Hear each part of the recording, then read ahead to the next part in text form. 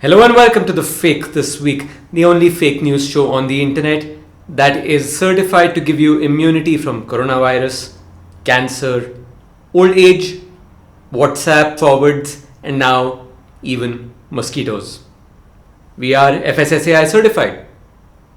Speaking of certifications, it turns out this week the Center of Science and Environment in Delhi did a study on 13 top honey brands, and 10 of them they found were highly adulterated with Chinese sugar. पहली बात, Chinese sugar. How did the adulteration agency tell that this is Chinese sugar? But if this is true, then all these purity claims from these honey producers are wrong on two levels. इसमें चीनी ही नहीं, इसमें चीनी है.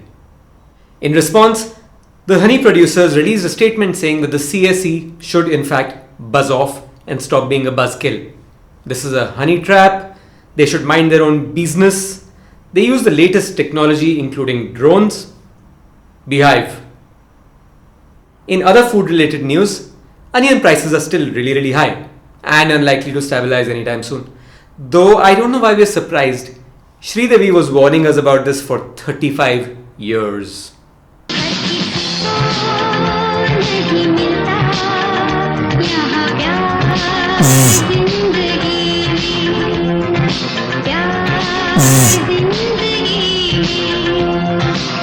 Don't blame me, man. It's an amazing song. In other inflation related news, petrol has touched 84 in Delhi now. 84! You know what happens at 84? 84 is when the BJP starts putting people in the Margdarshak Mandal. 84 is when the Congress removes people from its youth wing and starts putting them in the main party.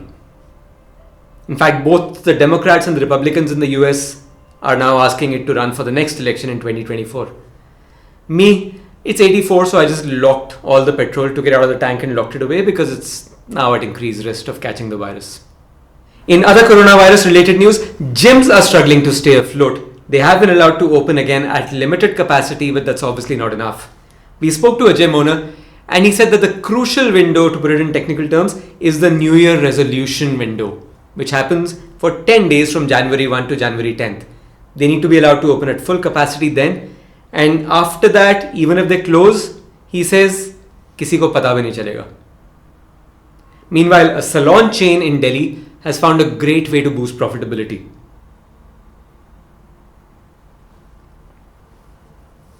In business news, Salesforce has announced that it is buying Slack, the messaging app, for $4.5 billion. Wait. Okay, I'm being told that it's not 4.5 billion, it is $27.7 billion. Sorry, 4.5 billion is my unread Slack message count since yesterday afternoon. $27.7 billion is crazy money. 27.7 billion is more than what Microsoft paid for LinkedIn. It's a lot more than what Facebook paid for WhatsApp. It's much more than what Facebook paid for Instagram, what Google paid for YouTube. It's even slightly more than the number of cushions the average woman has in her apartment.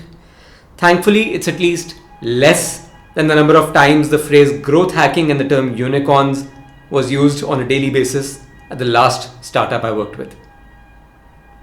In other business news, more local this time, Burger King's IPO for the Indian arm has been oversubscribed 3 times. I'm not very sure what that means. I'm not a stock market expert, but I do believe it means that the shares will be delayed and they will be soggy by the time they get there.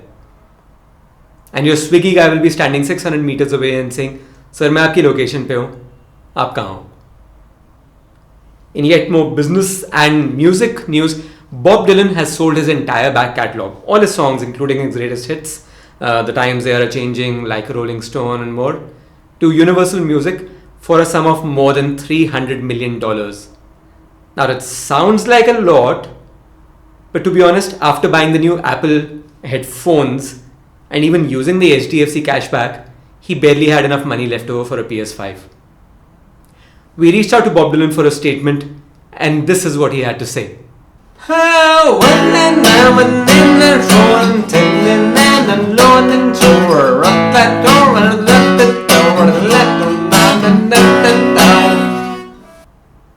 What? So I'm the only one who doesn't understand his lyrics? That's all for this week. See you soon.